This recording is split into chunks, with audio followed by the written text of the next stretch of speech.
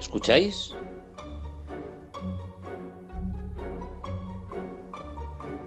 Es oír y callar. En Ñ Radio.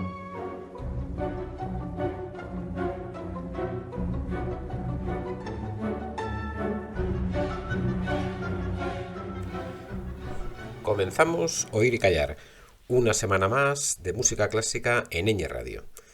Bueno, pues aquí estamos otra vez dispuestos a conocer nuevas músicas, a disfrutar con la música que escuchamos y a pasar un buen rato con estas músicas.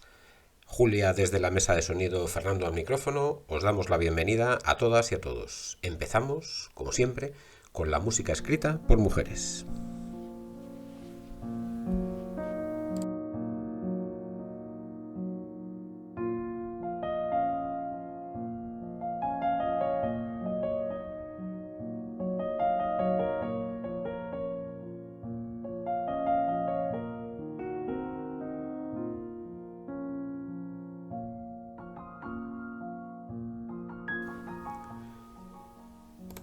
Y la compositora que hemos seleccionado para escuchar y descubrir en el día de hoy es una jovencísima inglesa llamada Rebecca Dale.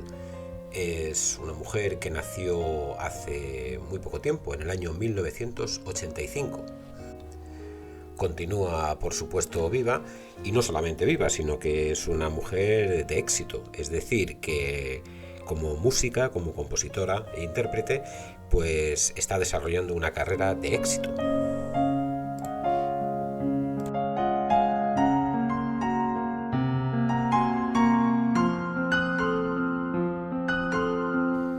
Su afición por la música le llevó, desde luego, desde su más tierna infancia a la composición, que es, por lo visto, una de sus pasiones. Cuando apenas tenía 10 años ya había escrito un musical y a los 15 un concierto para piano. Ganó becas para seguir estudios de especialización musical en la escuela secundaria y posteriormente también becada en el New College de la Universidad de Oxford.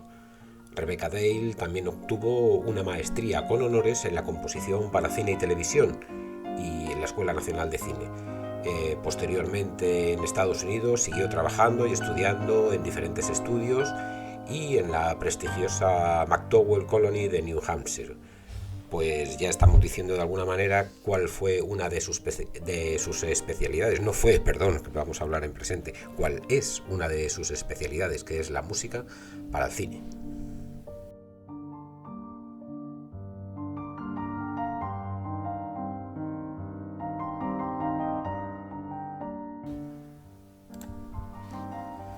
Rebecca Dale ha dividido desde luego su tiempo de trabajo entre la composición de bandas sonoras, como estábamos diciendo, y música para televisión, y también, por otro lado, la música de concierto, lo que nosotros solemos decir como música clásica y que, bueno, pues le podríamos determinar así como música de concierto. Desde luego sus éxitos en el campo del cine y de la televisión han sido numerosos, ¿no?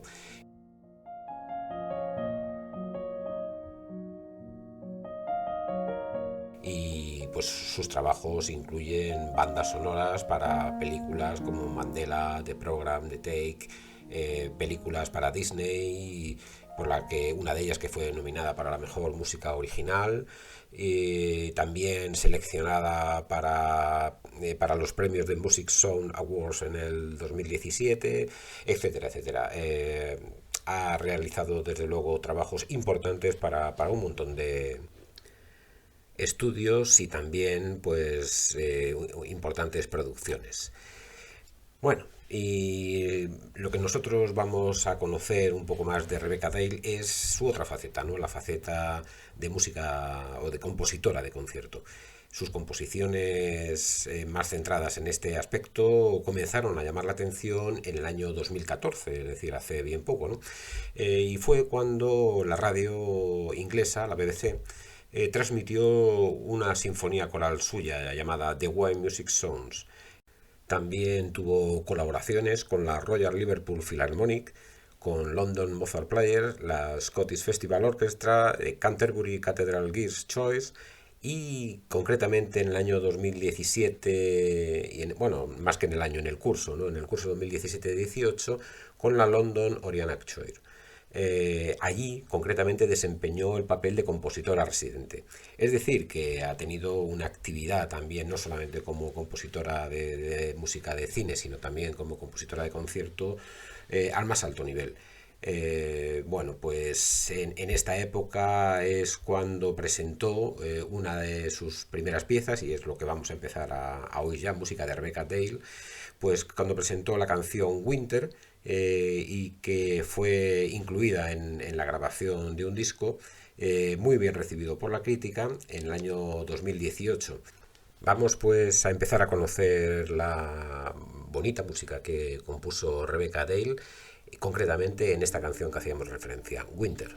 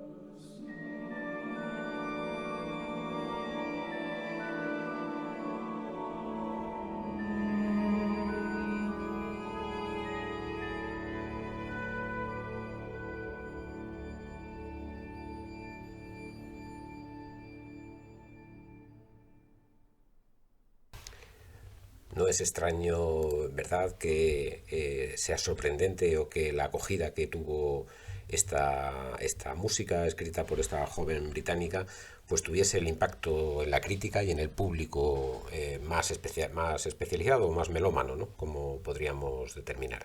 Bueno, como esa es una música muy agradable de oír y que pues está triunfando desde luego en el público. Bueno, pues vamos a continuar con trabajos hechos por Rebecca Dale y nos vamos a ir concretamente a su siguiente obra, que no la vamos a oír entera, vamos a oír la primera parte de ella, y que se trata de una misa de Requiem. Esto es, Rebecca Dale perdió a su madre por la enfermedad fatídica de estos tiempos, ¿no? Por el cáncer.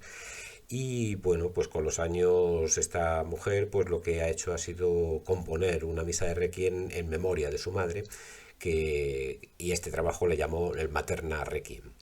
Bueno, pues vamos a oír el Kyrie, que es la primera parte de toda misa de Requiem, con el texto en latín, y que, según la propia Rebecca Dale, representa la etapa de negociación que experimentan todas las familias después del conocimiento del diagnóstico fatídico, ¿no?, de la enfermedad del cáncer. Esto es, quiso reflejar en esta pieza cómo la familia conoció, digirió y superó de alguna forma pues esa noticia y cómo se vivió, ¿no? Eso es el recuerdo de cómo ella vivió en su familia pues toda esta sucesión. Bueno, pues vamos a oír el Kyrie del Materna Requiem.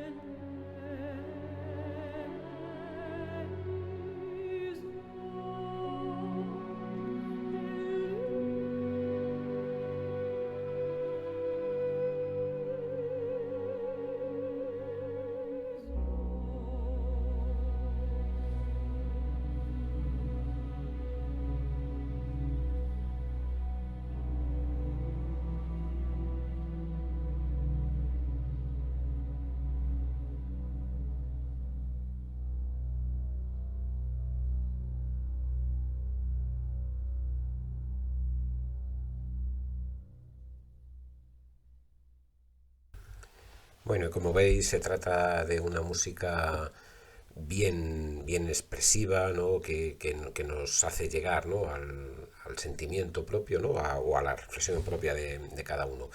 No cabe duda de que el sentimiento y el éxito de la compositora al transmitir sus sensaciones o su interioridad, bueno, pues se deja de manifiesto en una música que se entiende bastante bien, ¿no?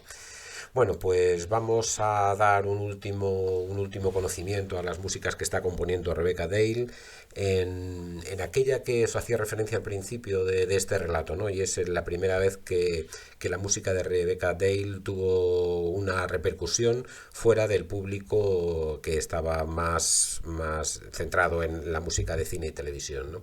Sino en la música de concierto, como decíamos. Esta sinfonía coral que hacía referencia al principio de lo que contaba, que se titula When Music Songs, bueno, pues es una obra de bastante éxito también y que vamos a conocer una de sus partes, titulada I'll Sing. Bueno, pues con esta obra, bueno, pues nos vamos despidiendo de momento de Rebecca Dale, con la seguridad de que sus éxitos pues van a seguir agradándonos en gran manera, ¿no? Bueno, pues vamos a oír, como decíamos, esta canción, I'll Sing.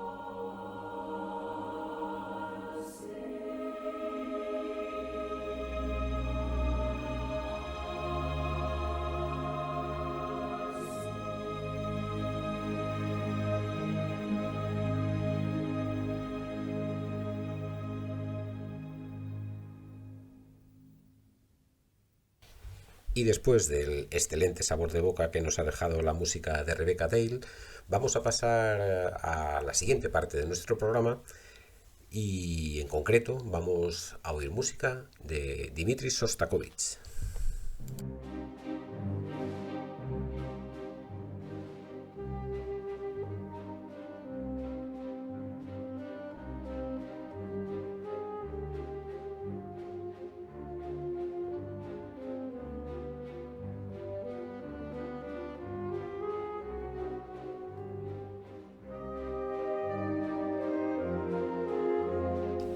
Esta música que estamos oyendo de fondo y que como siempre vamos a continuar oyendo mientras os cuento algunas cosas es la suite de jazz número 2, concretamente el Vals de Dmitri Shostakovich, lógicamente.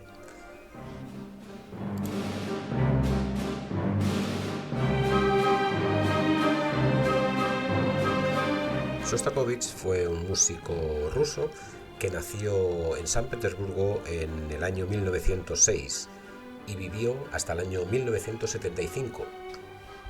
La vida de este hombre, Dmitri Shostakovich, desde luego está rica en anécdotas y en cosas que contar, y desde luego no vamos a hacer un intento de contar en un solo programa toda la interesantísima vida que tuvo Shostakovich.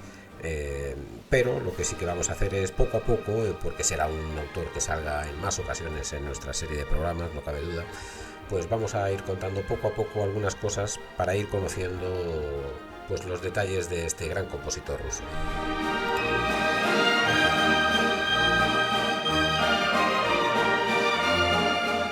Desde luego una de las cosas más conocidas y más famosas en la biografía de Shostakovich es su difícil relación que tuvo con el régimen soviético, y en concreto estando en el poder Stalin. Bueno, pero no vamos a empezar la casa por el tejado y vamos a empezar a contar las cosas con referencia a la obra musical que vamos a oír. Y es que hoy vamos a conocer su sinfonía número 7, la llamada Leningrado.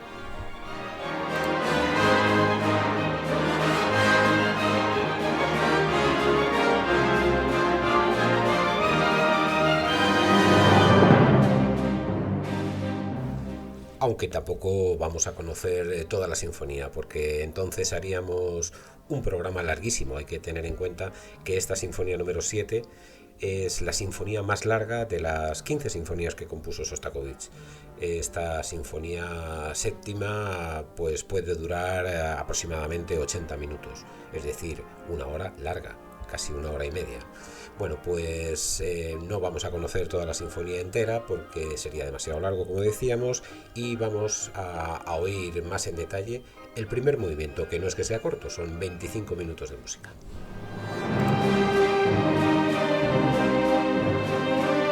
Y al centrarnos en esta séptima sinfonía, pues vamos a hacer referencia quizá a una obra que está enmarcada dentro de uno de los episodios, por decirlo así, más turbulentos, más trágicos, más sórdidos y más estremecedores, desde luego, que ha conocido el género humano a lo largo de toda su historia, ¿no? Y nos estamos refiriendo concretamente al sitio que se produjo sobre la ciudad de Leningrado en las batallas de la Segunda Guerra Mundial.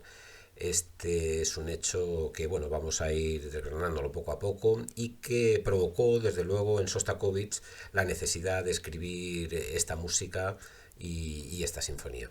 En las propias palabras de Shostakovich, él quería expresar musicalmente a su país en guerra, porque recordamos, ¿no?, en la Segunda Guerra Mundial las tropas alemanas de Hitler pues habían hecho una invasión de la Unión Soviética.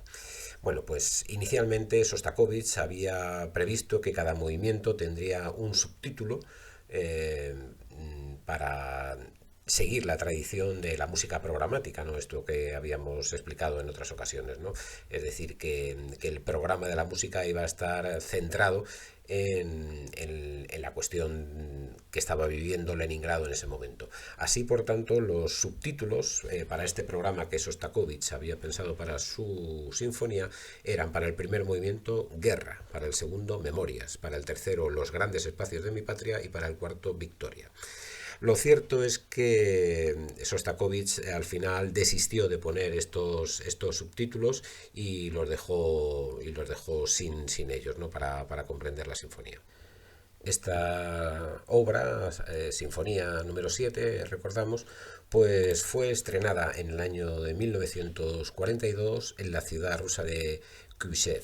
Era la capital de la Unión Soviética en aquella época, dado que Moscú, que era la capital oficial, estaba inmersa en una batalla.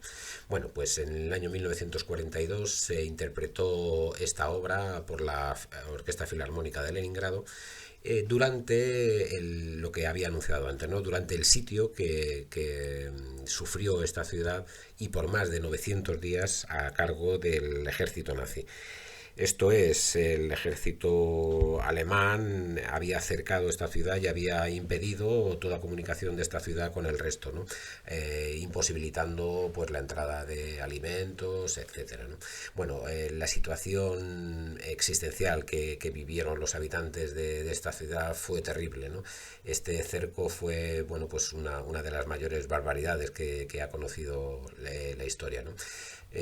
Se dice que hasta las ratas desaparecieron, ¿no? por el tremendo hambre que pasó a la población. Habían desaparecido toda posibilidad de conseguir comida, e incluso se empezó a practicar el canibalismo, ¿no? Pues porque la gente de allí no tenían dónde comer. Se calcula que aproximadamente durante el sitio de aquella ciudad, durante aquellos casi 3 años de cercamiento de aquella ciudad, murieron más de 1 millón de habitantes, ¿no? Bueno, pues la situación, como podréis comprender, donde se desarrolló todo esto, pues era realmente trágica, ¿no? Entonces, difícilmente se podía pensar en músicas y en orquestas y en ensayos y en nada de esto, ¿no? La situación era que la población tenía que subsistir como buenamente podía, ¿no? Así que, como podéis imaginar, los músicos famélicos, difícilmente podían estar preparados para una serie de ensayos y demás, ¿no? Lo que pasa o lo que pasó en aquella época es que Sostakovich, al idear esta sinfonía y al ser un personaje ya que había tenido bastante éxito y era bastante conocido dentro de la Unión Soviética, y no solamente en la Unión Soviética, también habían sido sus obras estrenadas en Estados Unidos y en el resto de Europa, era un personaje público y era un personaje muy admirado y muy conocido, ¿no? Entonces, el hecho y la noticia de que Sostakovich estaba componiendo una sinfonía dedicada a su ciudad, a Leningrado, hoy llamada San Petersburgo, bueno, pues esto lo que hizo fue encender de alguna forma el ánimo y el poquito aliento que podía tener la población en aquella época y en aquella circunstancia, ¿no? De tal manera que esta sinfonía se convirtió en un halo de esperanza y en un halo de ilusión, ¿no? De lo poquito que podrían tener al alcance de la mano, ¿no? Bueno, pues nos podemos imaginar la situación como era, y, y la realidad, ¿no? De una orquesta diezmada por el hambre y por la guerra, ¿no? Unas condiciones de subsistencia terribles, ¿no? Donde realmente había dificultades físicas para que, por ejemplo, los músicos de viento, ¿no? Nos imaginamos, ¿no? Los instrumentos de viento metal que necesitan una cierta potencia muscular, ¿no? Para hacer sonar estos instrumentos, ¿no? Las trompas, trompetas, trombones, etcétera. Bueno, pues estos músicos no tenían ni aliento, ¿no? Para poder hacer sonar estos instrumentos, ¿no? De hecho, algunos de los músicos murieron durante los ensayos, ¿no? Pues por su bajo estado físico, ¿no? que podían tener. Además, contamos con que se pudieron hacer muy poquitos ensayos para poder poner esta sinfonía en marcha, que por otro lado, y como ya he dicho un poco antes, esta sinfonía el pueblo la estaba esperando, ¿no? Como ese himno necesario, ¿no? Que necesita una población totalmente desesperada, pues necesita esa poquita ilusión para poder salir adelante día a día, ¿no? Bueno, pues se cuenta que prácticamente solamente hubo un ensayo antes de poder ofrecer esta sinfonía en el estreno, y que este ensayo hubo de suspenderse al poco tiempo, dado que el director de orquesta pues veía que si gastaba la energía durante el ensayo pues difícilmente iban a poder ofrecer un concierto, ¿no?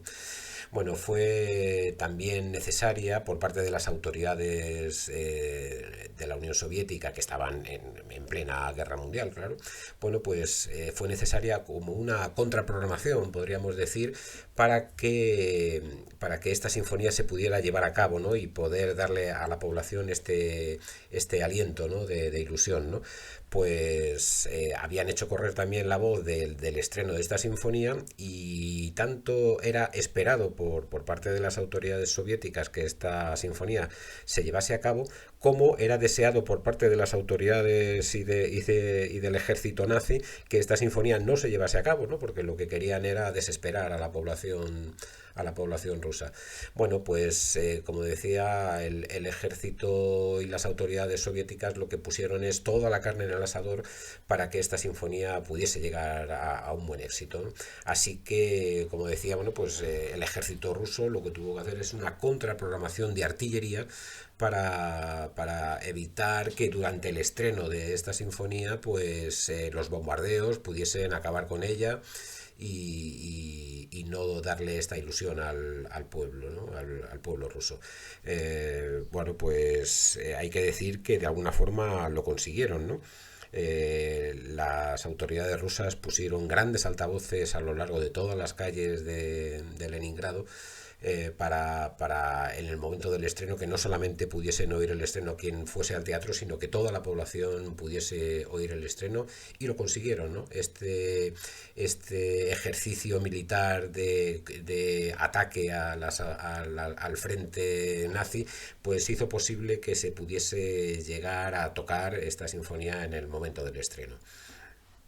Hay que decir también que, bueno, una vez superado toda esta situación trágica, ¿no? que se vivió en el estreno de la sinfonía, pues pues sucedió bueno, todo esto trascendió, por supuesto, todas estas noticias trascendieron a la parte aliada que luchaban contra el ejército nazi.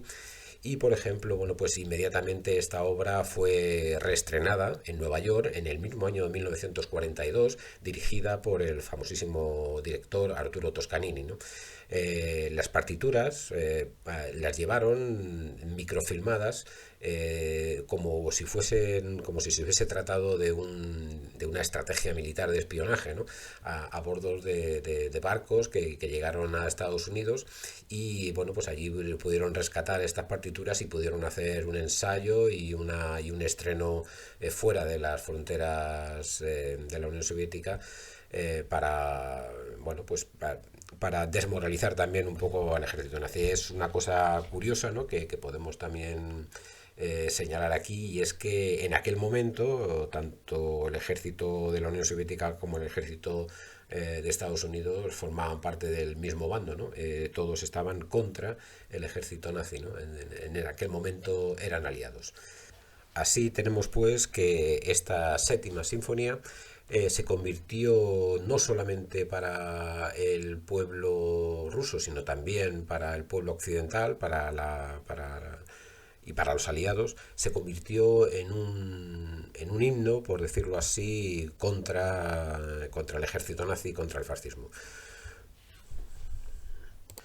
Bueno, y también lo que vamos a hacer ahora ya es dejarnos ya de demasiadas palabras, que como he dicho antes, la vida de Sostakovich daría para hablar muchísimo, y hay muchísima obra que oír de Sostakovich, y esto, bueno, pues lo vamos a ir haciendo poco a poco en diferentes programas, ¿no? Hoy lo vamos a centrar en escuchar este primer movimiento de la séptima sinfonía, y dejaremos para más adelante pues más aspectos biográficos de Sostakovich. Vamos a empezar, por tanto, a decir cómo está organizado este primer movimiento de la sinfonía y luego vamos a pasar inmediatamente a oírlo, ¿no? Que es lo que realmente importa. Es desde luego el movimiento más conocido y más famoso de la sinfonía. Y empieza, desde luego, con lo que podríamos llamar el tema de la vida apacible, ¿no? En donde es un tema que está protagonizado por la flauta y el violín como elemento, o sea, como instrumentos que exponen el tema y que precede al tema más enérgico ya, que es conocido también como el tema de la invasión, que este sería ya el segundo tema de este primer movimiento, que es en aire allegretto, ¿no? Se me había olvidado decirlo. Bueno, pues este segundo tema de la invasión es un brioso y épico ostinato de 22 compases, ¿no? El ostinato, ya recordamos, es esta figura esta figura o bloque que se va repitiendo continuamente una vez detrás de otra. Bueno, pues este ostinato es un bloque de 22 compases que va acompañado de un ritmo repetido en la percusión y que de alguna forma lo que hace es referirse a este tema de la invasión como el tema del mal, ¿no? Como la personificación del mal. Todo este ostinato que estábamos diciendo se repite durante 12 veces más de una forma progresiva y que llega a ser cada vez más fuerte y grotesco, ¿no? Esta repetición que se utiliza desde la percusión y en forma de ostinato nos recuerda mucho a aquello que hizo Mauricio Ravel en el Bolero, ¿no? Que también es un programa que oímos en su día, ¿no?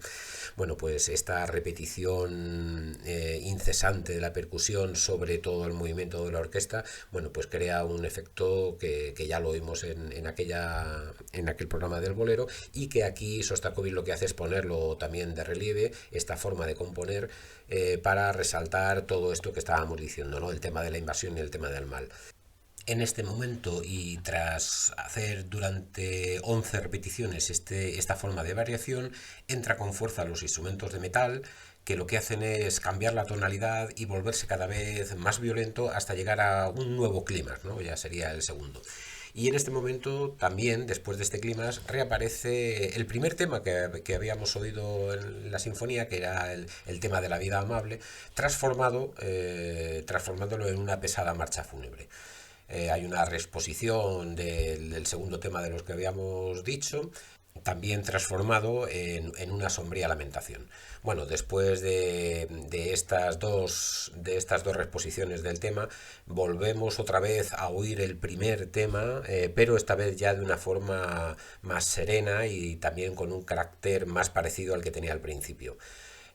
Todo esto termina con una serena coda en el registro agudo de los instrumentos y que es interrumpida de una forma siniestra por un redoble de caja y que recuerda también otra vez a la vuelta al tema de la invasión. Bueno, pues es un poco lo que habíamos intentado explicar al principio, ¿no? Que Sostakovich había querido reflejar con este movimiento lo que él consideraba o lo que él sentía cómo la guerra había afectado a su ciudad, ¿no? A la ciudad en la cual vivía, que era Leningrado. Bueno, pues lo que vamos a hacer ahora es intentar escuchar, teniendo en cuenta un poco todo esto que he dicho, ¿no? A ver, intentar oír esta sinfonía y metiéndonos en la piel de aquellos habitantes de Leningrado que sufrieron toda aquella situación y cómo recibieron con enorme ilusión esta música.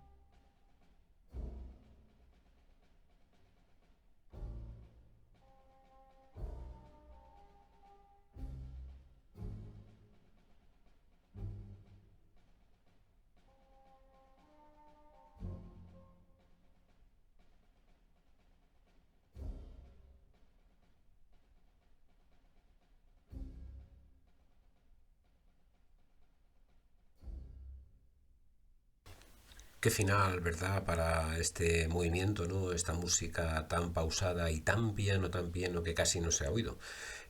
No es que hemos dejado en silencio un buen rato nuestra sintonía, no, no, es que la música era muy piano. Era una invitación, desde luego, del compositor a un estado de ánimo y a unas sensaciones muy determinadas.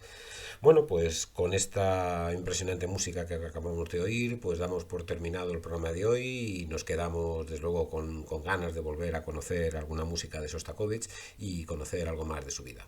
Bueno, pues nos despedimos hasta la semana que viene. Adiós. Eso es todo, amigos.